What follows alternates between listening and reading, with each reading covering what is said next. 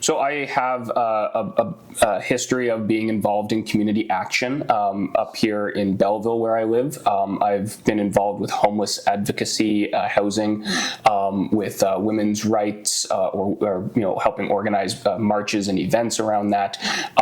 So I have this is familiar territory for me, but I've not really been very involved in international issues and the peace movement before. But it seemed like with everything that was happening around Palestine at the time when we got together, November 2023, it just seemed like it was a good time for me to step into that issue. It just seemed like it was very urgent that we get on top of it. And I continue to do work with Labor for Palestine. For those who say, well, this is not an issue for this community, this is not a Canadian issue, it's not an issue for unions. It is an issue because there are members who work in that union or are represented by that union who are affected by this directly. They have family, as well as indirectly, people such as myself who simply believe that as a citizen and as a trade union worker who believes in solidarity, that there is complicity on the part of the Canadian government and Canadian companies, industry, in supporting this genocide. And so I believe it's an important issue. And I think the biggest concern I have is becoming desensitized to human misery.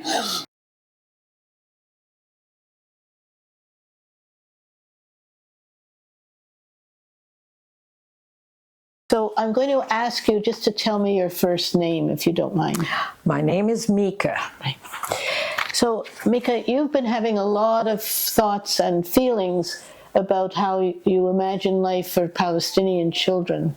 You've been talking about that. Well, yes. In fact, I was thinking about the youngest of our grandchildren and how they are 20 months, 5 and 7, and maybe the 8-year-old, but they don't know. They are innocent. They are children, very much.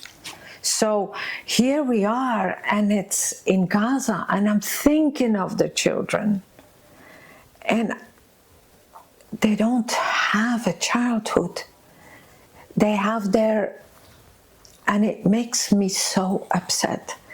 And then I think about a mother, because I'm a mother of 5 and I'm a grandmother of 11, and I'm thinking about the mothers and the grandmothers, and what can they do?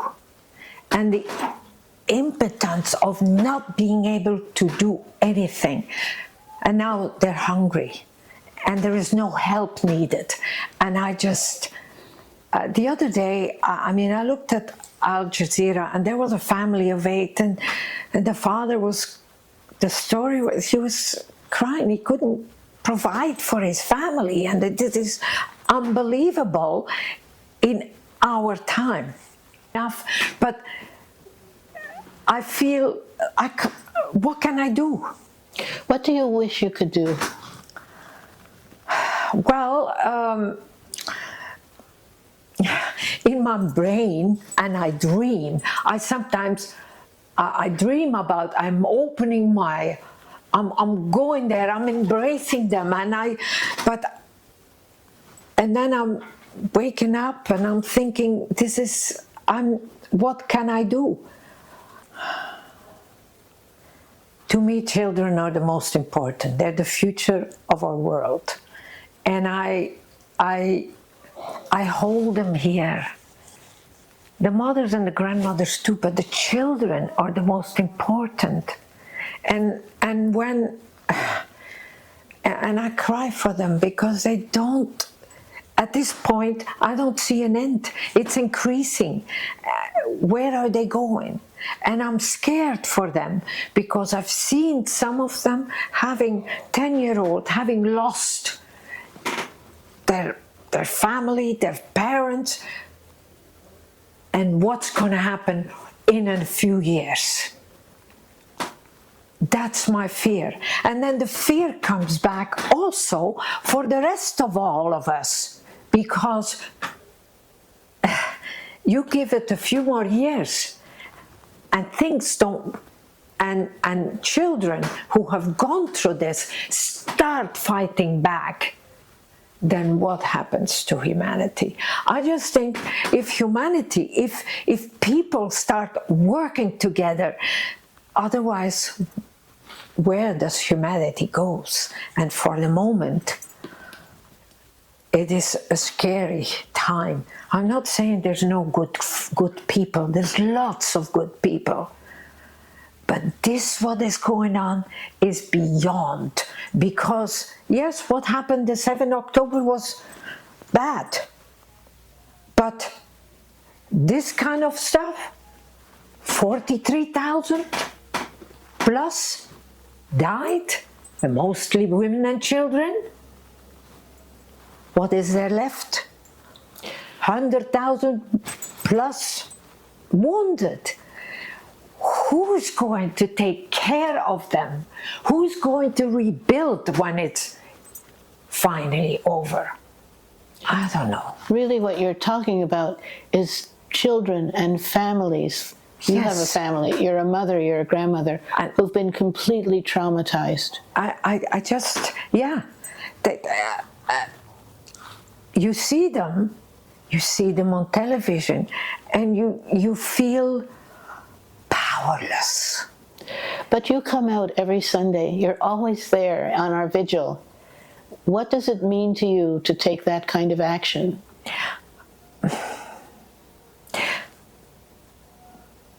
Well, I have done lots of action over the years. I call myself an activist. It is important to me, and it's Belleville for Justice and Peace, which I love the words because they mean a lot to me. Human rights, very important to me, but what it means is that we are not disappearing. We are telling the rest of the world, whether it's little old Belleville, that it's not, we are here, we are supporting. You should be aware, because very often people watch something and then it goes out and they go on with their life. And we cannot stop this, because in some ways I just see a line, a connection with Gaza, a connection with the people. And I'm hoping one day it's there, within our hearts, from our hearts to theirs, and the hope that maybe we can give some hope. What do you wish, you're a grandmother, that's a very special place to be. What do you wish you could communicate to other grandmothers here about what we ought to be doing, what our roles are? Our role is to let people know, and not just say, okay, it's here, but no. We have to share the news. We have to share the pain. Now, it is a connection, because the pain I feel, although it is not like the pain when you're wounded, it is a real, it's still a pain in your heart, because you are not able to do much more. Yeah. Now we live in peace, relative peace, here in Canada, here in Belleville. What do you think peace could look like in Gaza, in the West Bank? What do we wish for? We wish for a free Palestine, for sure. But then we also have to know that the rebuilding and everything that it ever happens, that the world is part of that. Nobody can say, well, I wasn't part of it, I can't help there. What does peace look like or feel like? What could you imagine peace looking like in Gaza, in the West Bank, given how we understand peace? It's hard to imagine. That's something, sometimes I see, you know, I see here, I have a roof, I have enough to eat. I don't have plenty, but I have a lot more than many people, and a lot more than the people in Gaza. And peace is for the people over there to have a place of their own, not be occupied by Israel the way they have been over so many years already. Believe it or not, since 1948, when the year I was born, it's impossible to think that people that long have been under some kind of occupation and not had the freedom that we have. You have to have the freedom to live with each other, to respect each other, regardless of differences. Regardless of differences. And to be able to agree to disagree, but to live in peace in a free Palestine. That's what is needed. The children at this point, every day is the same. They don't have anything to look forward to. If a kid goes to school, you know, child goes to school and next day they learn something else, they have some fun with their friends. What do we see? What do the children do there? They beg for food. They go with their empty pot, hoping that somehow they get some food so they have something to eat. Not much else. They see devastation. They see dead bodies. They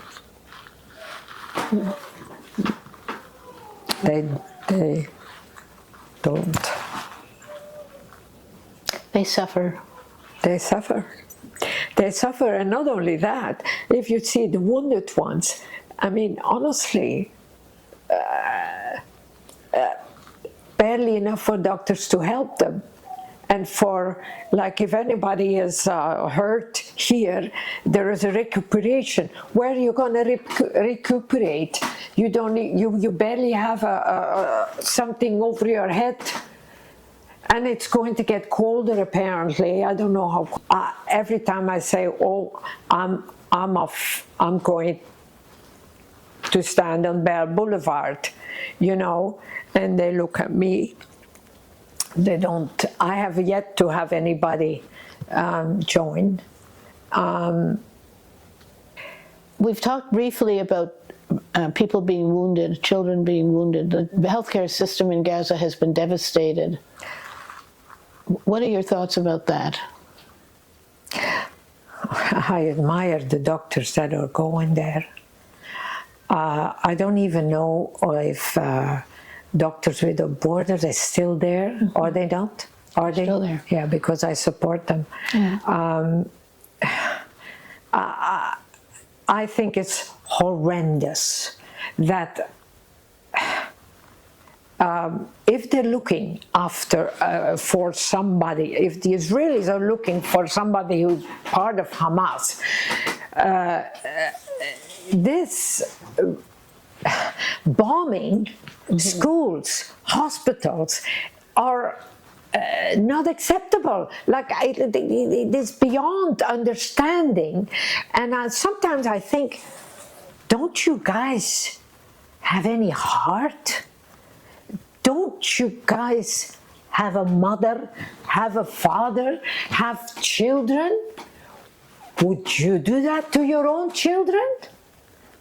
That's the whole point. When we stand out on Bell Boulevard, some of the signs are, what if it was your child? You know? Unanswerable questions. Exactly. In a way. Exactly. Somebody. Well, I didn't know that people standing Humbert Boulevard, right? I don't even know how I remember. I started joining in February sometime. Yeah, it was very cold. What it meant is that meeting people from all over walks of life, and when we see each other, we say hello. It's like a family, a world family, because people are coming from all over. So it's wonderful, makes me feel good. Yes, right. That we work together and that we do our best to continue to let people know we're not going to leave until it stops.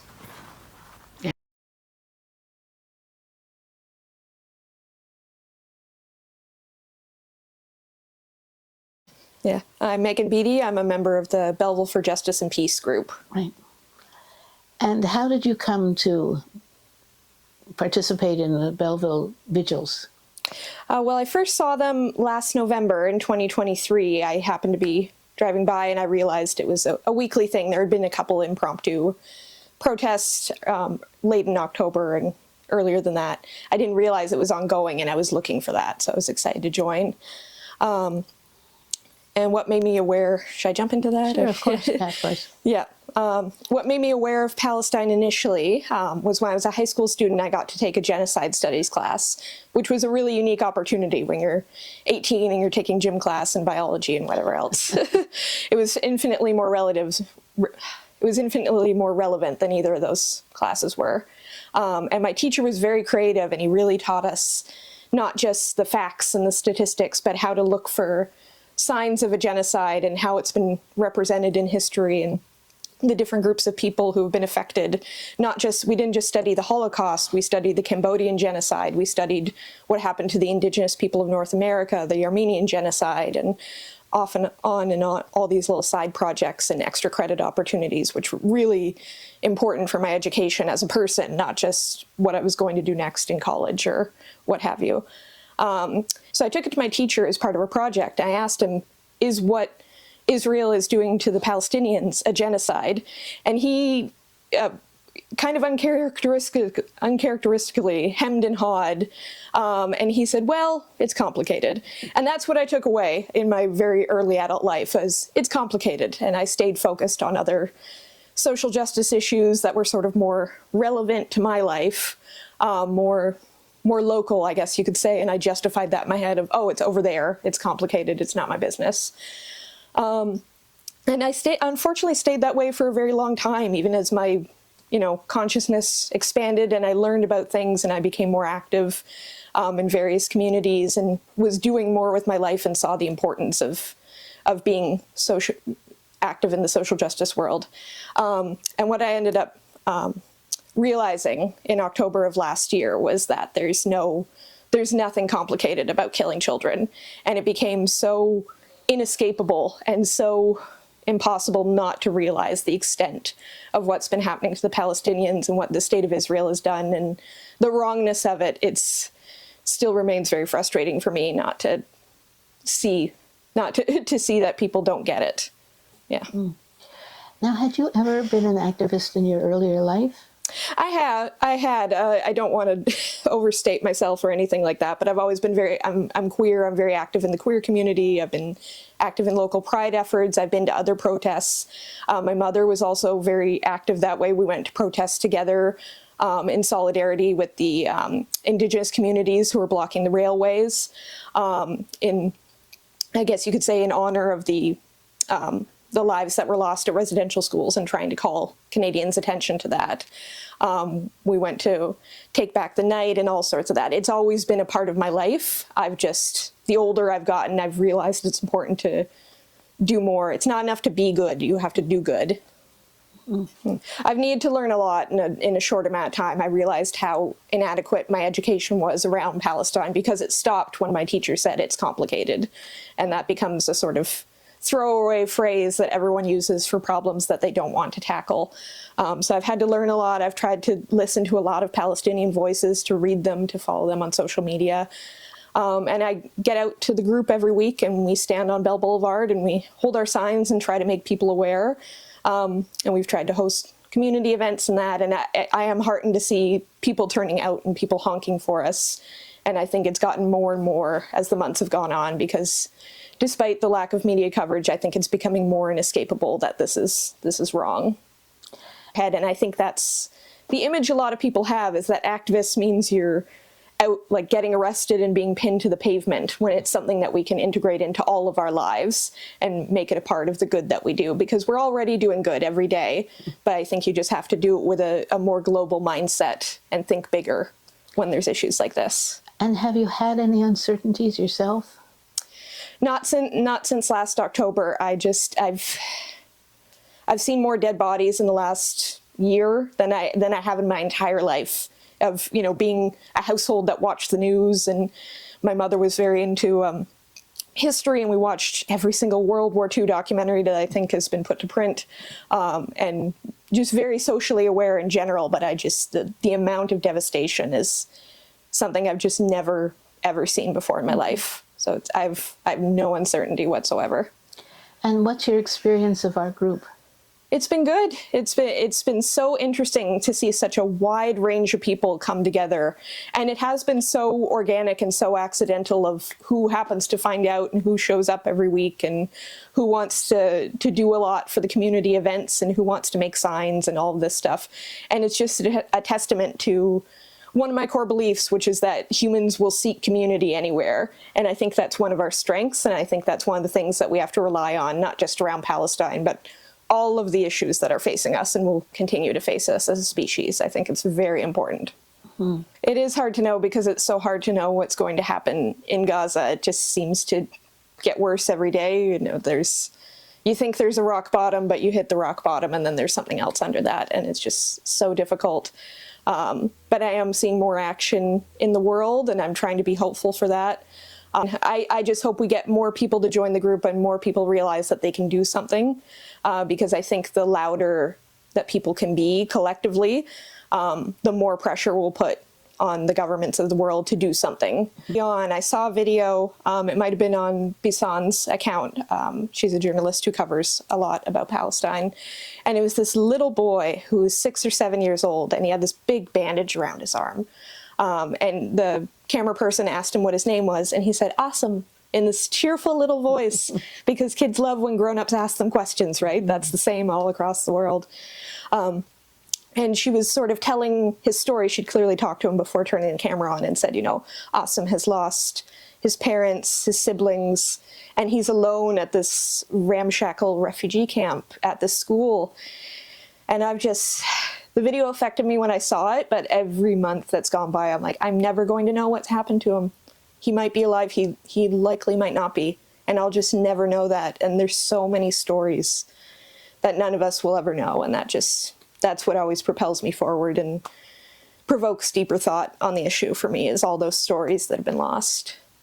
It's like I've always had an interest in the story of the people of Hiroshima and Nagasaki.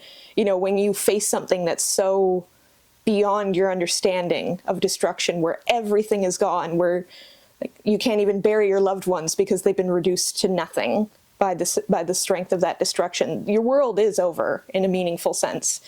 And how do you continue living after apocalypse if you have survived? And I think about that a lot in terms of Gaza, because there's a lot of calculations that have been done that the strength of all the bombs that have been dropped on Gaza is stronger than the bomb that was dropped on Hiroshima. And what does that mean for the land? Is it ever going to be farmable again in a sort of reasonable expectation of human time?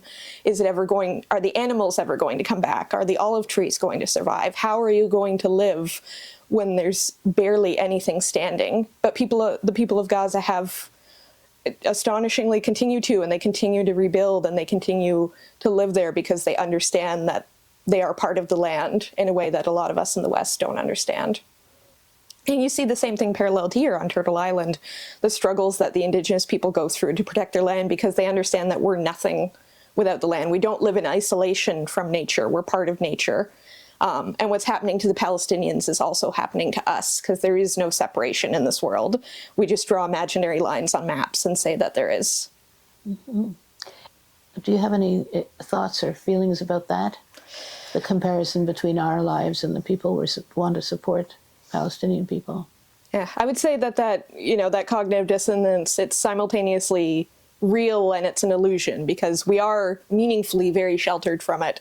I get to go Christmas shopping. I get to drive and walk and do anything I want in complete safety and comfort. I'm never cold. I'm never hungry. I'm never meaningfully suffering for any length of time that I can't find some aid for it, except on a spiritual level because I can't look at the pain in the world and not feel it. And I think if you get it. Well, just how we live our lives, Yeah. Knowing what's happening there, and still feeling compelled to act. And a world where a child can be murdered, it doesn't matter what nationality that child is or what religion they are. A world where that can happen is not a world that's safe for anyone. And to think that it is just delusional. And it's a delusion we've been fed by our media and the government that here is fine and over there has problems. And somehow we're different. And it's complicated. Yes, and it's complicated. To the Palestinians, I just want to say that I see your humanity, and I realize that's simply a drop in the bucket because I'm just one person, but I'm going to continue to see it no matter what. I'm going to continue to do what I can with my one little life, because to me that's living. To care for other people, to live in community, that's living. Anything short is simply not really being alive, in my opinion. Is you have to keep going. You have to keep showing up for people. You might not get immediate results. We're not getting immediate results by standing on a street corner, but I'm going to be there every week because it's important and it matters. All of it matters. You've done so much with your education, and yet we see schools are obliterated and bombed. Yeah. And how do you see that dissonance? Talk about cognitive, it's political dissonance, it's human dissonance. Yeah, it's just so clearly very intentional, because what other reason could you have to bomb every single university in a country if you don't want people to learn, you don't want people to be educated, you don't want people to understand what's really happening to them? Because when you're born, when you're a little kid going through this devastation, I'm sure it's incredibly confusing. But as you grow and you become an adult, you have to contextualize. And that's what virtually every adult Palestinian has had to do when they've made their own choices to resist or to flee with their families. And I think also the way we're seeing education controlled over here is just kind of an echo of that. You know, that's the epicenter is destroying a university. The echo of that over here is my teacher saying it's complicated and not wanting to engage in a further discussion. To when you are going through the worst thing that anyone could ever imagine, where you've lost family members and you've seen a level of devastation that, you know, most war documentaries are afraid to depict on film, and everything is around you is broken and there's no clean water and it's hard to get food for yourself and your family, that you can still extend that compassion to animals and to plants and to the world around you. I think that shows a true humanity that unfortunately a lot of people in the world are lacking when they've had no reason to lose it.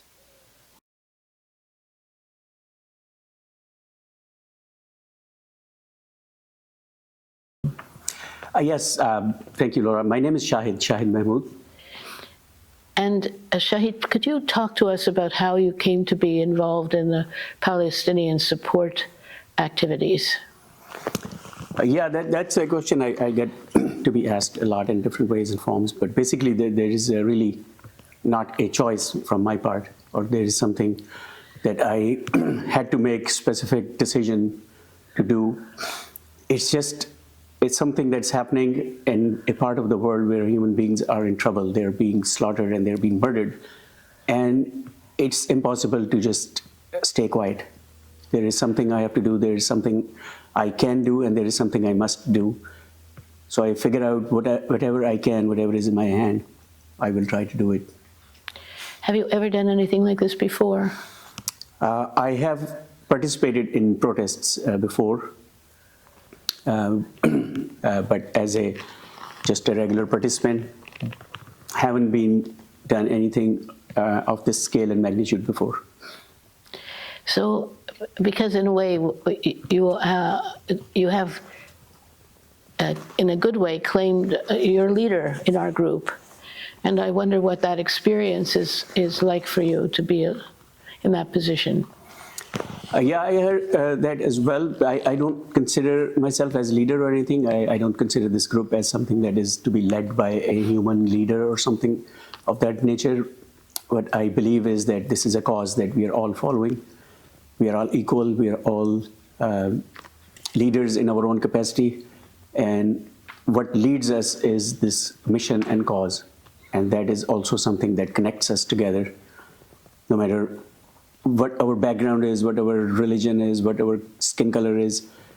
We see like multiple dozens of people standing there. They just came all by themselves without any desire of any return or anything, and there is only one cause that's uniting them, which is the cause for humanity. Soon there are other people started to join, and there were people who I had never known or seen before. They joined. And one individual who came and he said, "Thank you very much for raising this sign and flag." And I had been protesting in another part of Belleville for a couple of weeks, and I was there all by myself, and I was very lonely and scared. And your presence here gave me strength and reassurance that there is a voice. And have there been hard parts for you? Personally, for me, no.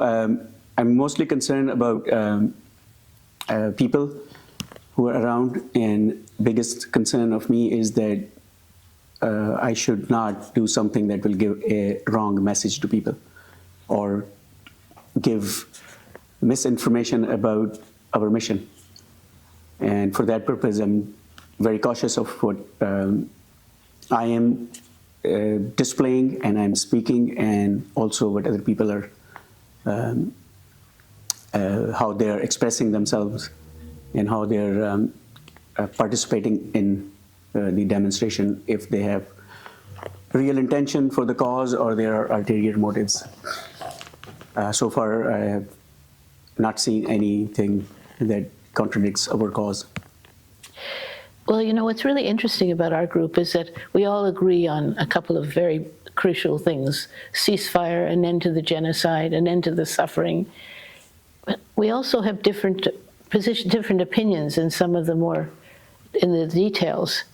Some people still believe in the two-state solution, some people don't. And our cause or our mission, or at least my mission over there, is to raise awareness to the public and tell them wrong is wrong. And that message has to go to the broadest possible community. Simple thing, killing children is wrong. Simple thing, bombing hospitals is wrong. Simple thing, killing journalists, doctors, teachers, civilians, mothers, unarmed individual is wrong. And that is the broadest message we can tell people to come to us. In terms of higher political visions and goal, the matter has been made extremely complex and politicized because of various reasons of the parties involved. They have vested interest in this genocide to continue on. They have vested interest in occupation. They have vested interest in wars. There's a war machine that people are profiting from. So they are trying to make things as confusing and complicated as possible to the common people to understand. Next question will be very trivial.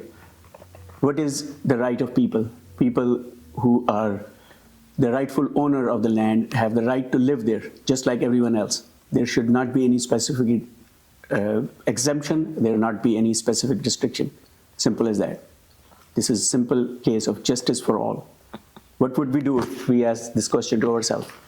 If someone comes to my house and kicks me out, are there any two opinions on that? Is that not illegal? That same principle should apply to every part of the world. That's our starting premise. can you remember or think about perhaps one story or one event that really got you connected and that intensified your commitment? There is no single moment. This is just one moment and one atrocity after the other. There's bombing of the hospitals, there's burning of children. There are horrific crimes against humanity that we cannot even speak about. I just feel I will cry if I even speak those words.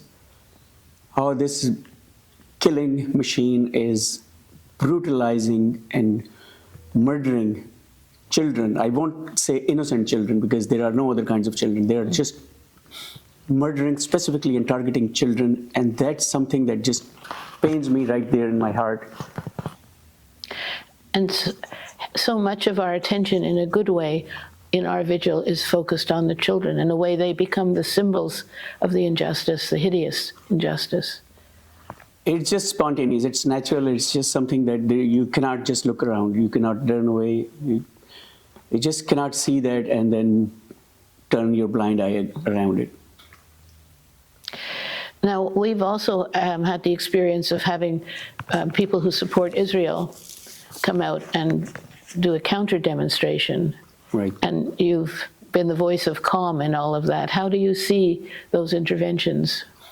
So those interventions must also be looked at something serious. That was always my concern, that some infiltrator or counter-protester will create some chaos.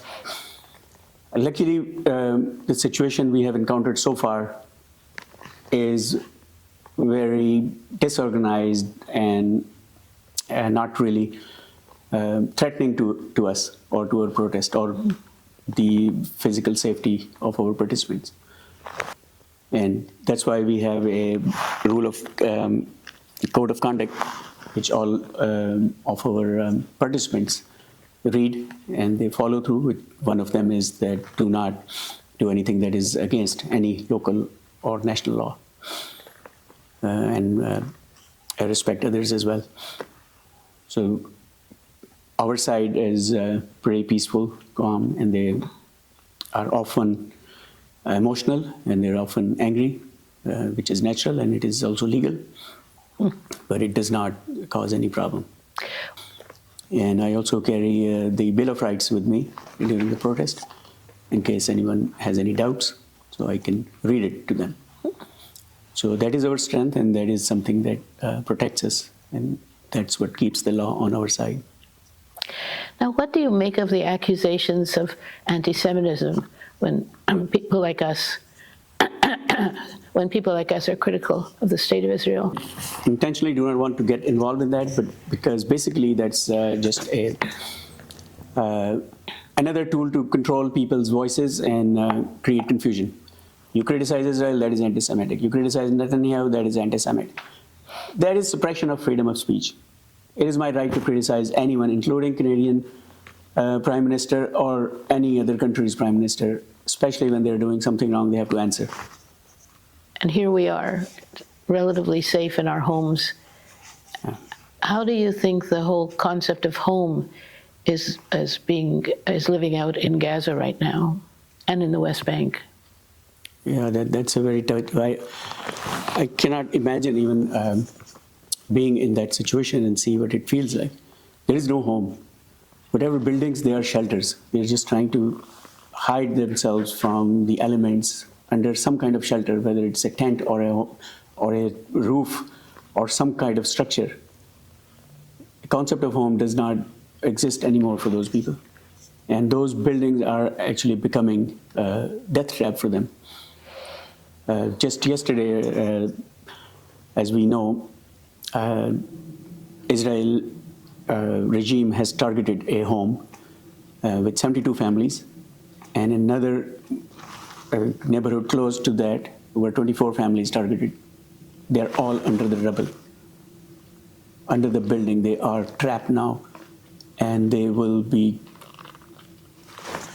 leading to a very painful end of their life. So this is what they used to call home. Mm-hmm. Mm-hmm.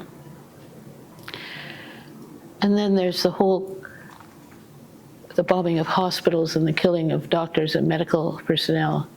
Right.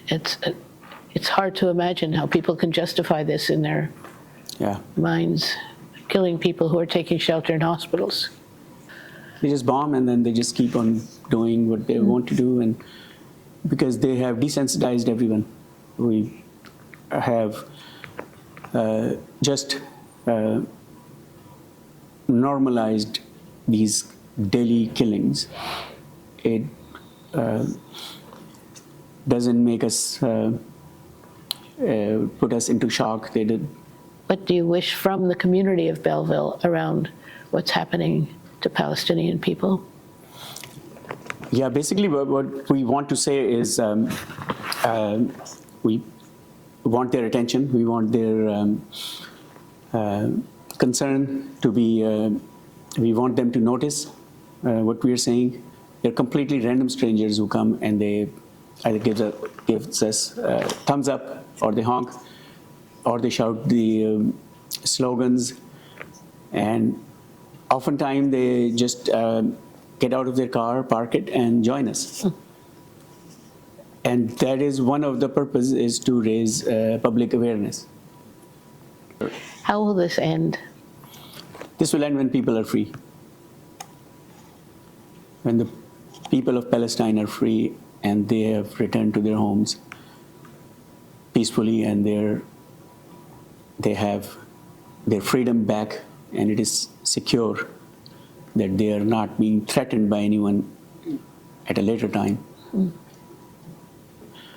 There are lots of good people. There are lots of caring people. That is my faith in humanity. That's what I have observed personally when meeting people, is that there is more good than there is evil. And that is the hope. And there are lots of people who think they're helpless. They have nothing in their power. They have nothing to do. They want to do something, but they just say, I'm just one person. What can I do? So this is a message to those people. Don't ever think that you are powerless. Don't ever think that you're helpless. You have the power in your hand. You have the power of your voice. You have the power of knowledge. You have the power of your money. These are very important and very powerful tools that are at your disposal. You can use your voice, join a protest, write to your MP or MPP, write to your local councillors, write to social media, write to your Prime Minister. These are the power of your words. These are very powerful words. And last but not the least, educate yourself. There is not a single thing in this world that has been misinterpreted and people been misguided other than the Palestinian-Israeli quote-unquote conflict. There is no conflict. It's just one-sided killing, genocide. It's not even war. There are no two sides. This is just one-sided killing. And you are being told to believe that it is some kind of complicated thing. It's some kind of political thing. Educate yourself. Whatever decision you come up, educate yourself with reliable sources, and truth will come to you. Truth will never be hidden. It will come to you, but you have to seek the truth. That is my request and advice to all the viewers and listeners. Educate yourself. Once you educate yourself, educate your family and your circle of friends.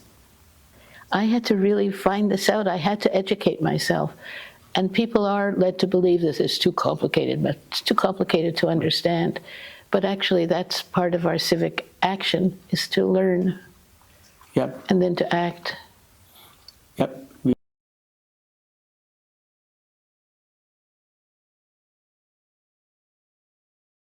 Well, for me, it was just like the situation was kind of getting worse and worse. And I didn't even know that much about Israel and Palestine, and I started to kind of look more into it. And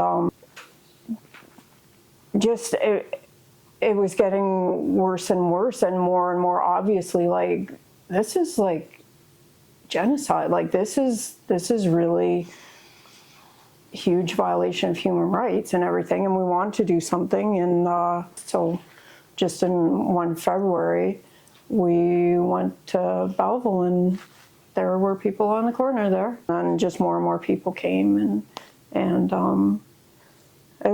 it was really good. Even right from sort of day one, it was, I just felt good being there, and it was just like what we were saying was valued, and just the whole group got into the conversation sort of, and it was like, it was really neat. So, Well, by that time, of course, the genocide had been going on for months, and was just becoming more and more frustrated by not having anything to do about it.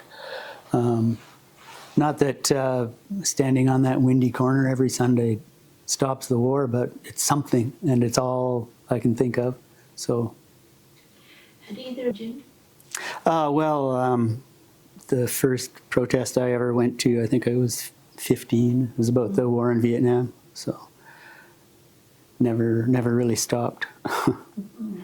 yeah, I feel like I'm making lots of friends, and I also am learning a bit about other people's cultures, because there's a lot of people from different backgrounds there.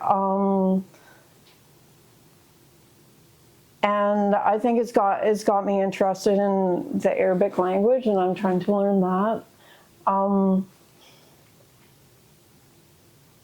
I just feel like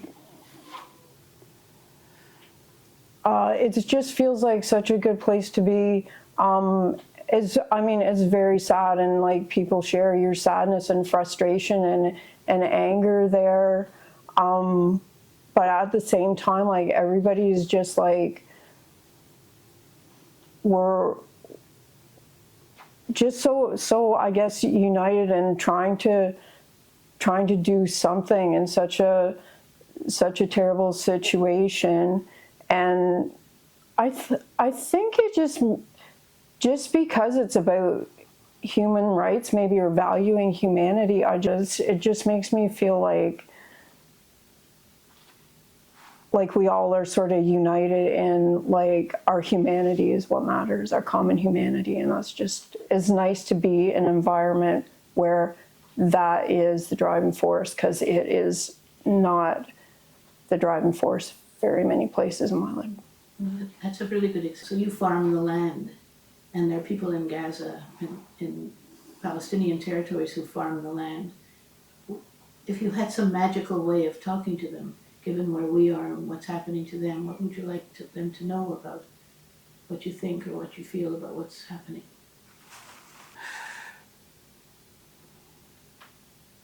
For me, I think it would just be like, if I could talk to them, it's just like, I can feel that, like, my heart breaking to see them being pushed off their land, to see their, like, legacy of, like, hundreds of years just being uprooted and destroyed. And it's something I guess I'm passionate about too, in Ontario, because you see families being pushed off farms for economic reasons or whatever. But like, farmers are disempowered in here, and you just lose the connection to the land, and that is what feeds you. And if you break it, like, you can't get it back. So I guess I would share a broken heart with them, but that's about it. So I feel like this situation in Palestine, yes, I feel really pessimistic just seeing what's happening, and how, like, no powers that could stop the genocide are stopping it, and they're doing the opposite. But on the other hand, like, I don't know how true this is for people, but I mean, in my own self, I feel more dedicated to the cause of human rights. And now it's just like, no, I mean, I don't want to think of the situation of, I mean, I don't think Palestine will be destroyed, but completely, there will always be Palestinians, and it's because of, like, their their values and their faith and their steadfastness that keeps them going. I think that will never die, and I think this situation has kind of caused that to be shared around the world, so that so many people, like, I think so many people are taking more seriously the fight for human rights, but I will not ever let this go.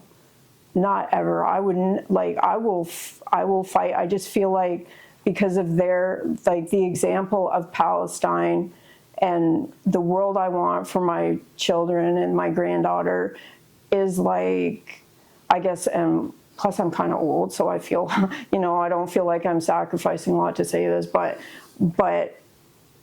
I would risk my life to protect it. I feel that strongly about things now. It's just like, I don't care, if somebody would threaten me to,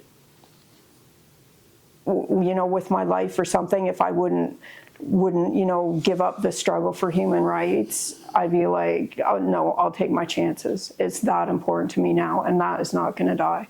And that is, I think, something that the Palestinians have given to me. It's a very bleak situation, and globally it's a bleak situation, but you still come out every Sunday. How do you balance the two?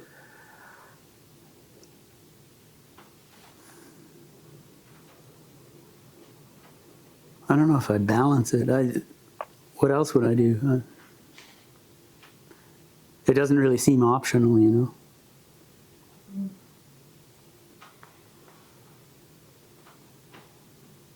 Attendance is mandatory.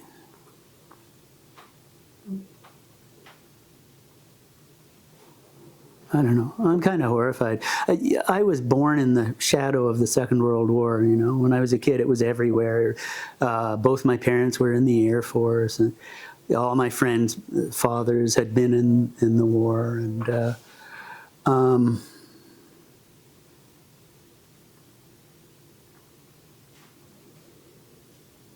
the kind of mythology was that, we'd beaten fascism. Well, we didn't. And it's taken me a long time, really, to actually see that that's the case. I mean, I've always been suspicious of, the glorious Western democracies. They've been committing atrocities since day one. But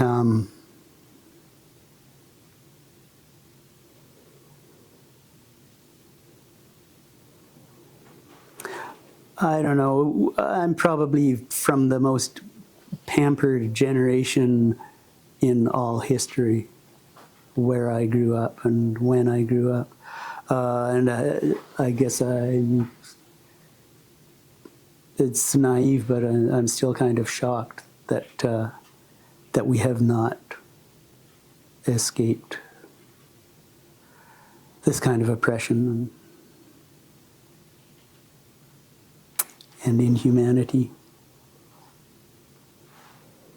Now, what are the shoulds that motivate us to be on that street corner every Sunday afternoon? I just feel like drawn to it, and I need to do it because, like, it's my human family. Like, I want to do it. Well, one of the most important things is the biggest lie in this whole thing that you hear over and over and over again is Israel has the right to self-defense. That's not a thing.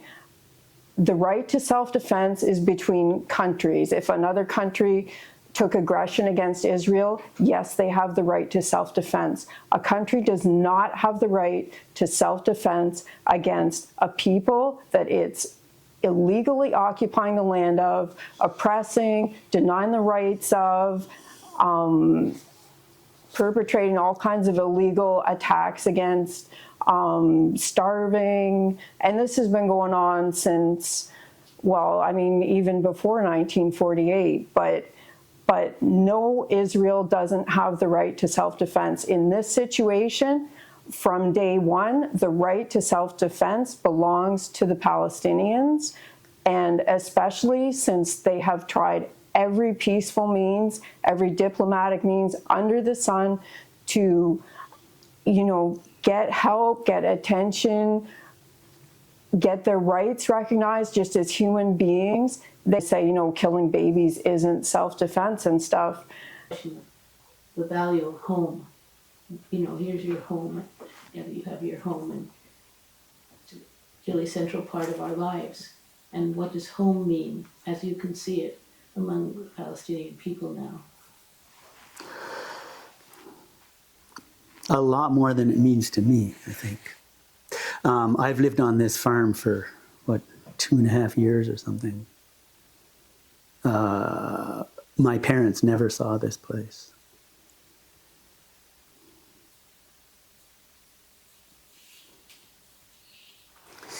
I can't imagine what it's like to live on a place where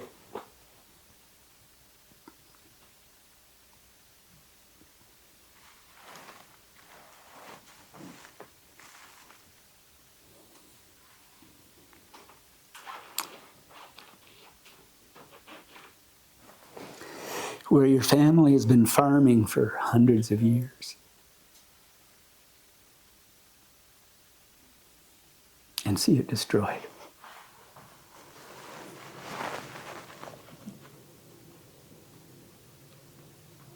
This place means a lot to me, but it's nothing compared to that.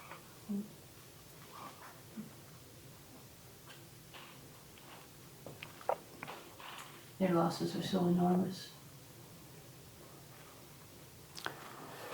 It's unimaginable.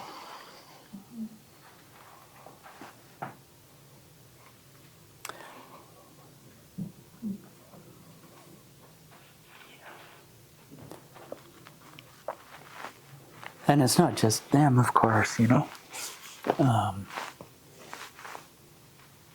could see genocide is the Western way for 500 years. Has it helped you to participate in this?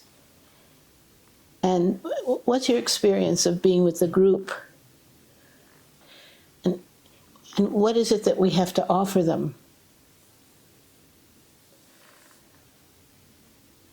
What's your gut sense about what's going to happen now?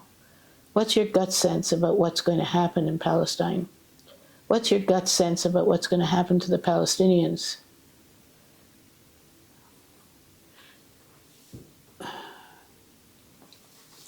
Jim, how do you balance your pessimism and your willingness to come out to this vigil every week? And were you a student protester? And what do you think about Rosalind's determination to fight about human rights? Oh, this is it. And here you are in this farm home, and we think about Palestinians and what has happened to their homes. What does home mean to us and to them?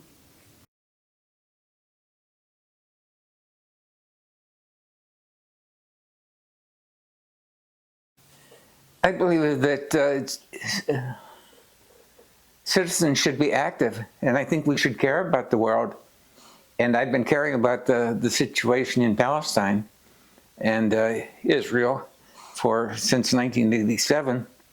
And I was delighted to see people actually expressing themselves, taking a stand, and who could not oppose genocide, which is what we're seeing.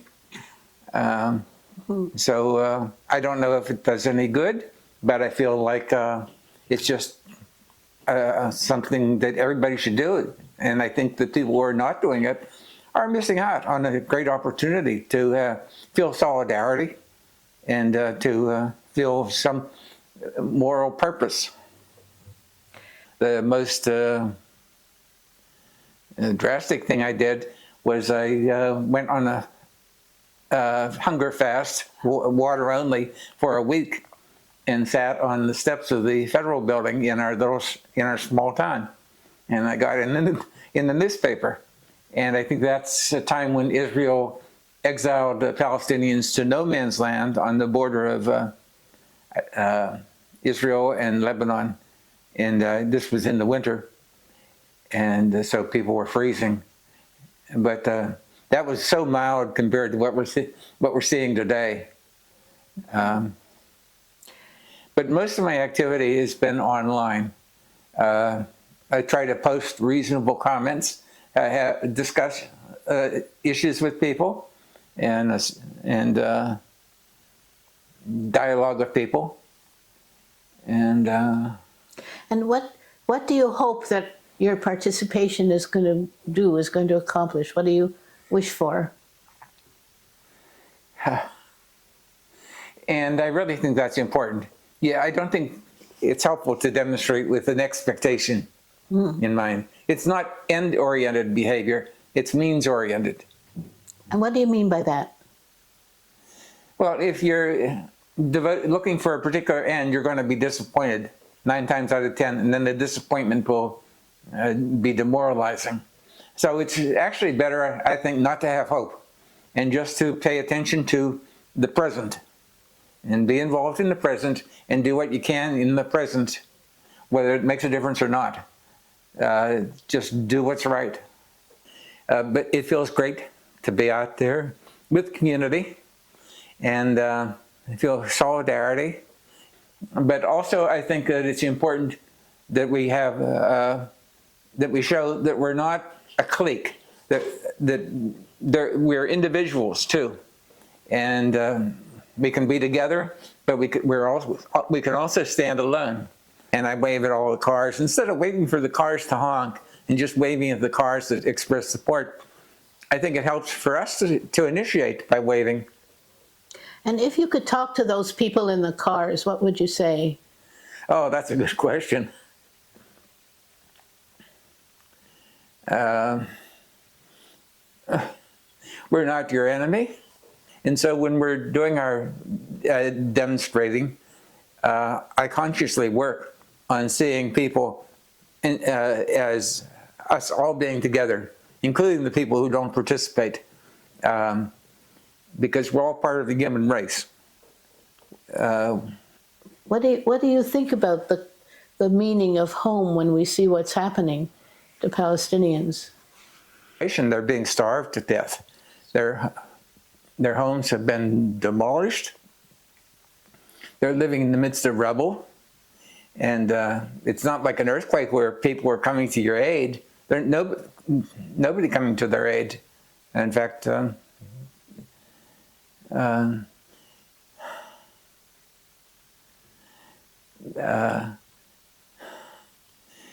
know that they are attached to the land.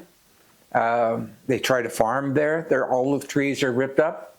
They try to fish. They're shot if they go beyond out into the water to fish. They're periodically bombed. This is not the first time Israel has bombed Gaza. This is the worst bombardment, but every so many years Israel bombs Gaza. And in the West Bank also, people have their homes demolished routinely. That was one of the big elements of contention. To build a home, Palestinians who were on the land long before the Israelis came from Europe. And actually Palestinians consist of 3 groups: Christians, Jews, and Muslims. But originally it was 3 groups all living together for over 1,000 years. And Palestine used to be peaceful. It used to be a refuge for Jews fleeing from Europe in the Inquisition. And it takes a lot of courage to stand up to that. So I greatly admire Jews like Jews in Not in Our Name and Jewish Voice for Peace. And had you ever had any experience with Jewish people before this?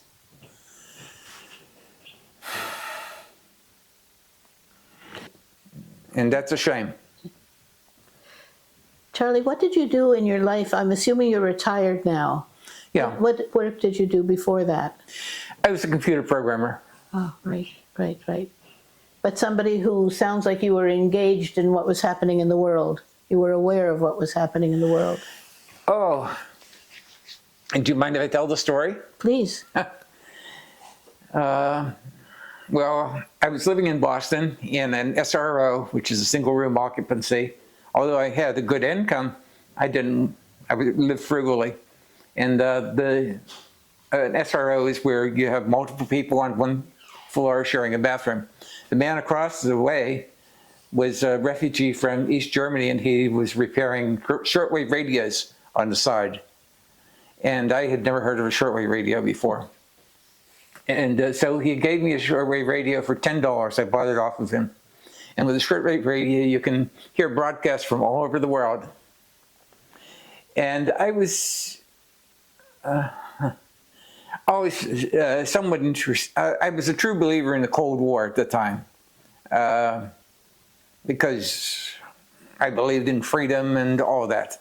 You know, I was living in the U.S., and I saw the Soviet Union as demonic, or as a horrible place. And I started listening to shortwave radio, and I turned to Radio Moscow to get some firsthand information. And the people there were human. They were very polite. They were intelligent. They offered views of history that had never occurred to me. And so that opened my mind, just a crack. And then, let's see. This is kind of, well, briefly, I learned about the genocide occurring in Cambodia, horrible, Pol Pot, and I think there were 1 million people who were, whole cities were evacuated. So my mind was gradually opening up. I was considering other possibilities. So I sought out the peace movement. And then finally, from nowhere, the word mobilization came to me. And I looked up mobilization, and there was mobilization for survival. This is moving to me. So I dialed the number and talked to a very friendly woman, Dorothy Boudreau, and she said that they were having a screening in a church basement of a film, War Without Winners. I haven't told anybody else this, so that's why I'm in tears. So it was February, I guess, snowy in Boston, and I went to the church basement to see the film. And I'm a computer programmer, so I was wearing a white shirt and a tie, and everybody else who came was wearing flannels and leather, you know, hippies kind of people. So I felt really out of place. But then I saw the film, and I saw all these military people, starting with Eisenhower's farewell address, and all these other military people, ex-CIA people, were saying that the military situation is out of control, that the war has become a dangerous racket. And I said to myself, if these military people say it's this bad, it must be really bad. So that night, right after the movie, I went up and volunteered to to help the organization, Mobilization for Survival. And I started working in their office doing pamphlets, and we had a mimeograph machine, printing flyers, and started reading. And it turns out that everything I thought I knew about the Cold War was the opposite of the truth. So that was what started me asking questions. And then around the 1987, I think it was, 1986 or 87, I went to a panel discussion in a place in Boston, a hall in Boston. There was a Jewish woman. She was a lawyer. She was defending Palestinians. There was a Palestinian human rights activist woman, and they both did a presentation. And I was shocked by what I was hearing. And I went to, after that, I went to the table at the back of the room and picked up some pamphlets and started reading about the occupation. And I couldn't believe what I was reading, you know, about the home demolitions, about the water being monopolized, about olive trees being uprooted. We're talking about the West Bank now. I just realized that what I saw in Cambodia, for example, where the U.S. government was completely on the wrong side, and even then, it took a while for me to reorganize and realize. And it was a heartbreaking experience, too. You grow up believing in your country and find that that's going on. And so it took me months, and I finally realized that there's a difference between the government and the people. And I continue to identify with the American people because I'm an American, but I realized that the government, or whoever was running the government, was morally bankrupt. And so I was able to make that difference, a distinction. And I think that's an important part of the distinction that people have to make. So the system is a product of these lobbies. It's a product of big money. And it's shocking how far it has degenerated, but it has, and we just have to separate ourselves from the system. Some people don't know how to do that. It's about more than the specific goal. It's about recovering our humanity. We have been kind of absorbed into the system, absorbed into the war machine. We listen to the media, and the media tell us what to think, and we lose the ability to think our own thoughts, and we kind of just recite what we hear in the news. And we have to secede from that. We have to have a conscious desire to recover our humanity and recover our independence. What can inspire people to do that? I think just seeing other people do it, like I see a lot of courageous people online, they do YouTube videos, for example. I wish I could do that. Well, it's because I feel like I'm in contact with people who are sane and sensible and dedicated and purposeful. I think we need that. And without that, there's a huge void in our lives. There would be in my life if I didn't have peace activism. So it's just uplifting being there.